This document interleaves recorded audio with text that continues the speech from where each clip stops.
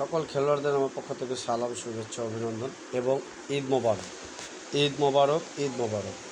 পবিত্র ঈদের দোয়া রইল, তোমাদের ঈদ ভালো কাটবে ইনশাল্লাহ। তোমরা ঈদের আনন্দ ভালো মতো করো। এবং সকল খেলোয়াড়দের আরেকটা কথা বলে দিচ্ছি যে ভাওয়াল মাঠের টুর্নামেন্ট এবং পাইনার ফুটবল টুর্নামেন্ট, এই দুইটা টুর্নামেন্টে আমি যাদের পাইনার খেলাবো এবং যারা পাইনার খেলবে তাদেরকে নিয়ে এই দুইটা টুর্নামেন্ট অংশগ্রহণ করব। দুইটা টুর্নামেন্ট আমরা খেলাই করব। আর আমি তোমাদেরকে যাদেরকে ভাওয়াল মাঠের টুর্নামেন্টের জন্য সবাইকে বলছি যে 350 টাকা করে হাদিয়া দেওয়ার জন্য আর কাগজপত্রগুলো মহিদের কাছে দিয়ে দেওয়ার জন্য।